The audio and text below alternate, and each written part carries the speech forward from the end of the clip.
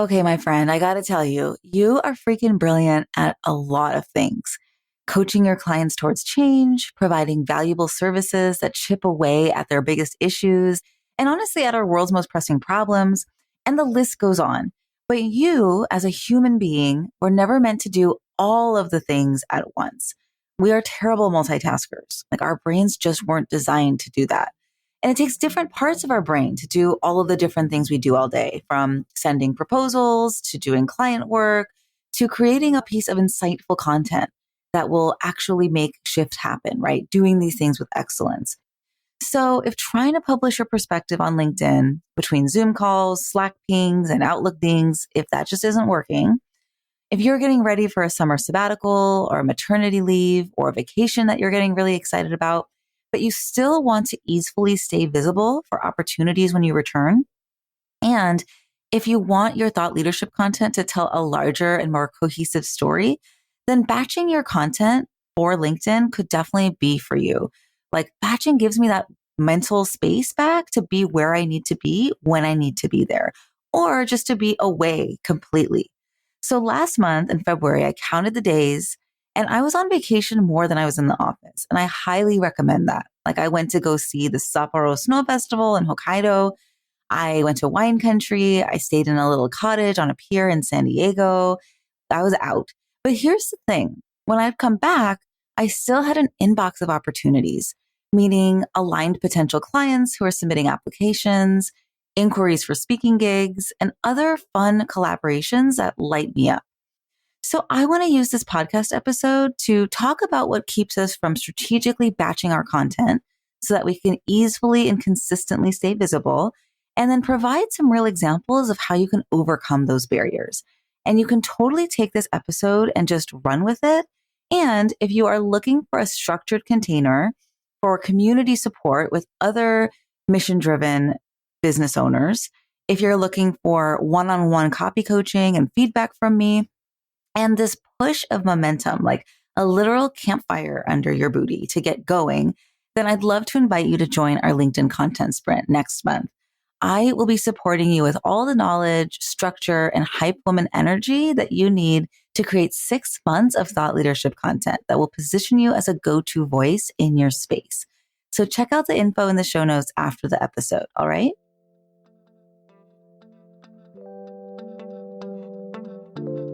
Three, two, one. Welcome to the Campfire Circle. I'm your host, Tania Bhattacharyya, and I empower purpose-driven women in building influential personal brands that drive change and raise revenue. We all talk about getting a seat at the table, but why though? Who wants to sit in a stuffy boardroom anyway? Let's reimagine the ultimate space of leadership as a campfire circle, where we share stories that inspire movements, build brave communities to huddle together with for warmth, and where there is always room. Come sit with us. All right, so I did a LinkedIn poll to find out what keeps us from sitting down and batching our thought leadership content. And 61 social impact entrepreneurs, consultants, coaches, advocates, etc., voted. And so I want to break down what we found out. And I also want to share a couple of thoughts and insights that might help us move beyond these barriers for ourselves. So in fourth place, we had 13% of people say that it's their creative process that keeps them from batching LinkedIn content. And so I totally get this. And I will say and offer that there is no one right way to do anything. And, what I'll share though is for me, my most creative, best ideas for content, they don't come while I'm sitting in front of the computer, right? They come in the shower, upon first waking, walking my dog, in the middle of the night. And as long as you can write them down somewhere, capture them somewhere, whether it's a note on your phone, a specific notebook that you keep by your bed, a quick email to yourself, all of these ideas can be batched into content. So I keep a running list of things that I would like to share on LinkedIn and provide insight through in Notion.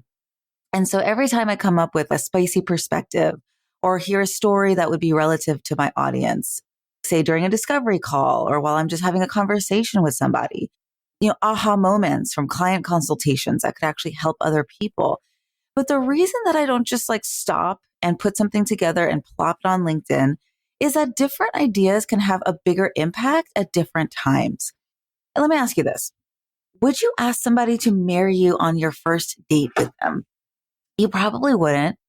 Funny story, I actually did do this, and that man is now my husband. So maybe I should come up with a different example. But what I'm trying to get at is as you use content to nurture somebody into your audience, into a member of your community, right? It can be helpful to have a sequence to things because building trust in any kind of relationship usually takes time and it takes consistency. So first you share about yourself.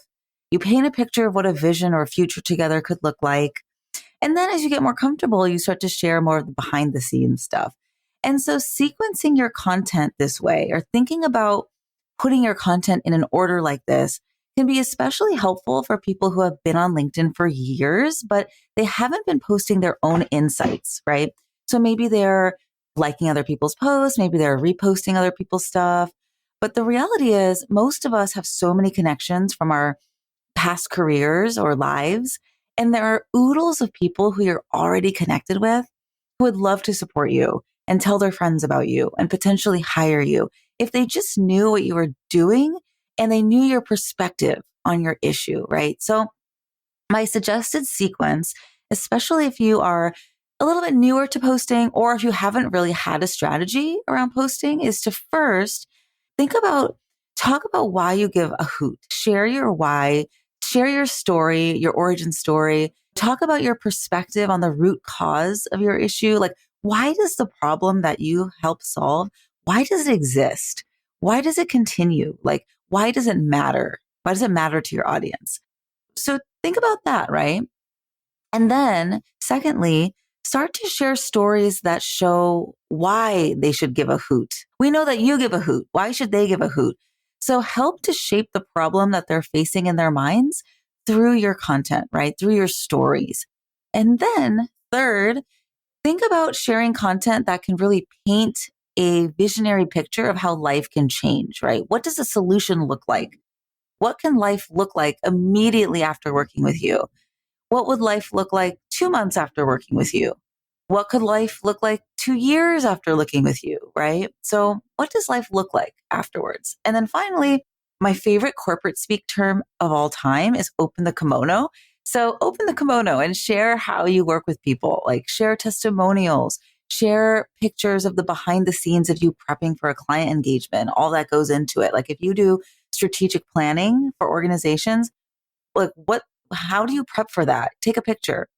At this point, ask for the business, encourage people to apply whatever systems you have set up, divert people to your honeybook form, whatever that looks like. So can you see how sharing content in this kind of sequence can build trust, rapport, and actually nurture people into a relationship? It's the same kind of process or like relationship building process that you would take if you were building a relationship with someone over a series of get-togethers one-on-one. But this way, through your content, you can build trust and community on a much larger scale. And there's other ways that you can share content strategically. If you've ever faced an objection from someone during a discovery call and then put out a story-driven piece of content about that specific objection, like they're going to see it.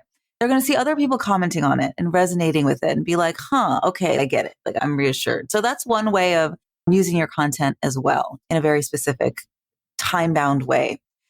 So moving on. So the third place barrier with 18% of votes was that my content might not stay relevant. And so some of the people that I've been talking to about the LinkedIn content sprint next month are like, how can I write content for 6 months when I don't even necessarily know what my offers are going to be in 6 months, right? I don't even know what webinars I'm putting out. I don't even know what blah, blah, blah I'm going to have.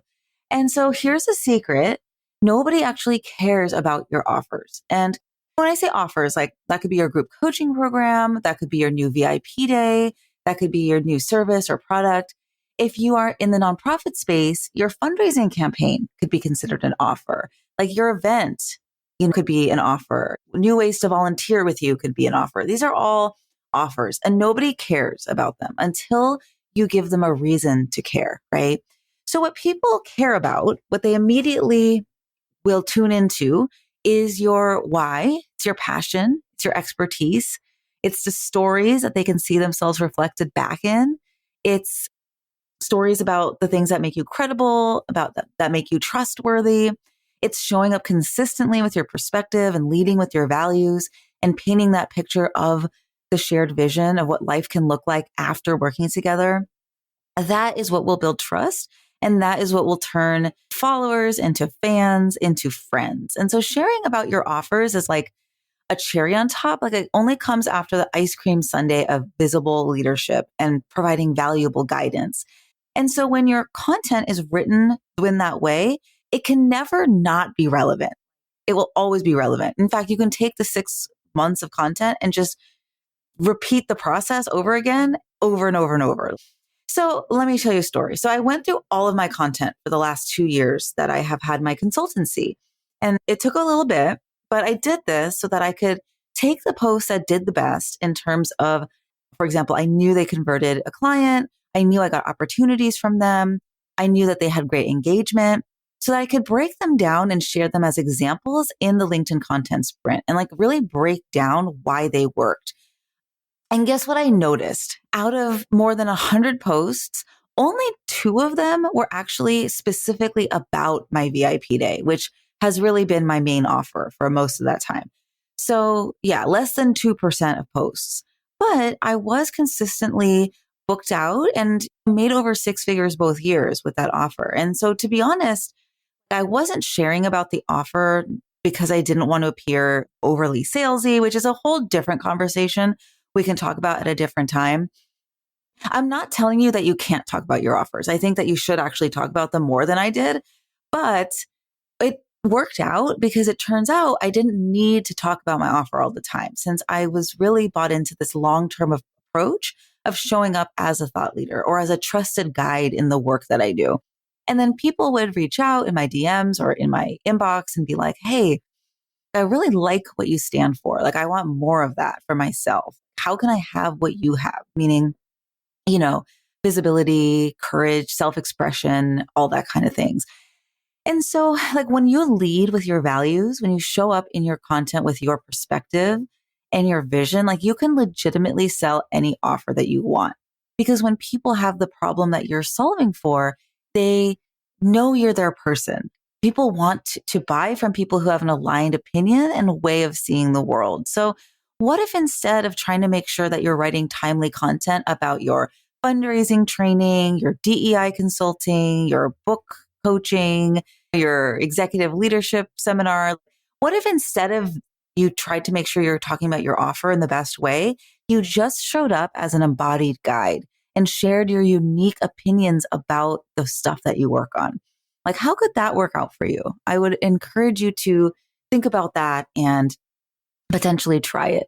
Okay, so the next 2 answers in the poll were actually tied. They were neck and neck at 21 votes each, or about 35% each. And so first, let's talk about writer's block.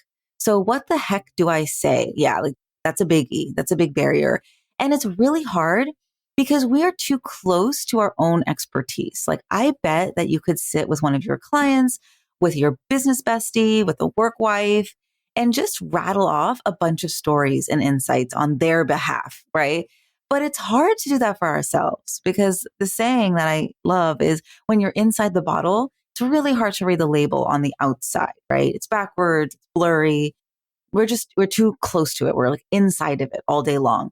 And sometimes this barrier of writer's block shows up as us feeling maybe if we had another certificate or degree or another year of experience, then we can really show up and say something.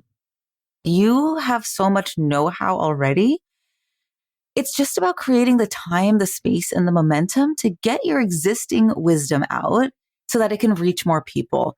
So I've been thinking a lot about how we can forget how much we know because we work inside of our expertise all the time. So this happens to me often. Like I'll be working with a client and I'll find myself saying, oh, but obviously this goes without saying. And people are like, what? I've never heard that term before you said it, right? And so someone at the beginning of the transformation is seeking out the practiced knowledge that you take for granted, again, because you are working in it all day long. You can support people who are just at the beginning of this process of change through your content and create the conditions where it feels safe for them to learn more, donate, support, buy, like whatever the next call to action is. And so I have found often that thought leadership content leads to quicker relationship building. It leads to more aligned referrals and invitations and just better fit clients, right? And so I know writer's block is normal. I know it's part of the creative process. And there are so many ways that you can mine for story ideas, notes from your discovery calls, answers that your clients gave you from old applications about the barriers that they're facing, literally stories from your childhood that demonstrate your transferable skills. Like talk to people who knew you when you were a kid and ask them about a funny story that they remember about you and I bet you could tie it in somehow to the work that you do now. There's so many ways that we could mine for story ideas. And we're going to dive into that even deeper during our content sprint. So you never have to stare at that taunting, blinking cursor again. And what if, last thing on this point, what if instead of feeling like content creation is a chore or writer's block is just like a thing, like a hurdle that we have to jump over? What if instead we could let writing be a way for us to self-actualize and get creative, right? And to explore old stories that we have and rewrite them for ourselves and our audience, and to show up and get into the practice of actually saying what we believe and showing up with our opinion and our perspective and creating a community of people who believe the same thing. It's so magical to have this happen. And I love this concept of how you do one thing is how you do everything. So as you batch your content, it's not just about content, right? It's a portal into gaining your voice, into building power, growing your influence, you're upping your personal change-making capacity, and really building that habit and gaining a practice of turning your thoughts into tangible leadership, right? Into showing up and guiding people towards behavior change. Okay. So the last one is, and again, this was tied for the most votes, and it's hard to find dedicated time. I assumed this would be the most popular one, and 21 people agreed that it's hard to find dedicated time. So we are all super busy. That goes without saying. But we always make time for the things that we find as important and that move the needle in our business. And batching content, yes, it's hard to find the time, but it actually frees up our time so that we can rest, go on vacation, do client work with excellence without worrying about checking off our post for the week or whatever. You know what I mean? And I found it's not really about the time. It's oftentimes about our old friend perfectionism and procrastination, which I think go hand in hand. Like you can't really talk about one without the other. They're evil cousins. You know what I mean? Because we want to get our content and the ways that we show up perfect. And so we either keep putting it off, or maybe we'll spend like literally an hour on a post and then trashing it because we feel like it's not perfect. We feel like it doesn't meet our standards. But perfection is actually not required to show up as a go-to trusted voice on LinkedIn. And actually, it's not only unrealistic, it's unhelpful. Like people are not looking for perfection. It's our most human, authentic, and vulnerable stories that attract the audience that we're looking for. So I really hope that this does a little something to help you grant yourself permission to show up on LinkedIn as you are and just start to watch the magic unfold.